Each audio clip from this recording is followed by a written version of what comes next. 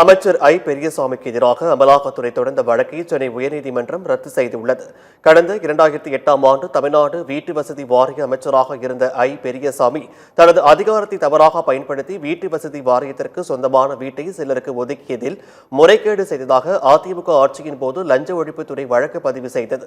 இந்த வழக்கில் இருந்து அமைச்சர் ஐ பெரியசாமியை விடுவித்து சிறப்பு நீதிமன்றம் உத்தரவிட்டது.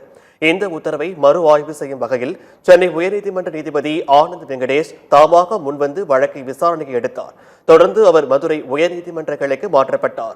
இந்த வழக்கை ரத்து செய்ய கோரி ஐ பெரியசாமி தரப்பில் சென்னை உயர்நீதிமன்றத்தில் மனு தாக்கல் செய்யப்பட்டது. இது தொடர்பான வழக்கு விசாரணைக்கு வந்தது. அப்போது அமைச்சர் பெரியசாமி சார்பில் ஆஜரான வழக்கறிஞர் இதில் எந்த குற்றச்சதியும் நிதி இழப்பும் இல்லை என வாதிட்டார். இந்த வாதத்தை ஏற்றுக்கொண்ட தலைமை நீதிபதி அமர்வு அமைச்சர் ஐ பெரியசாமிக்கு எதிராக அமலாக்கத்துறை பதிவு செய்த வழக்கை ரத்து செய்து உத்தரவிட்டது. இதற்கிடையே கொடைக்கானலில் செய்தியாளரிடம் பேசிய அமைச்சர் ஐ பெரியசாமி அமலாக்கத்துறை தொடர்ந்த பொய்யான வழக்கை நீதிமன்றம் ரத்து செய்துள்ளது என்றும் நீதி வென்றது என்றும் கூறினார். திமுகவின் வெற்றி வாய்ப்பு பிரகாசமாக உள்ளது என்றும் தெரிவித்தார்.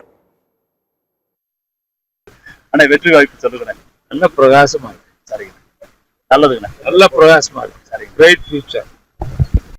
இரண்டாவது முறையாக முதலமைச்சர் வருவார்.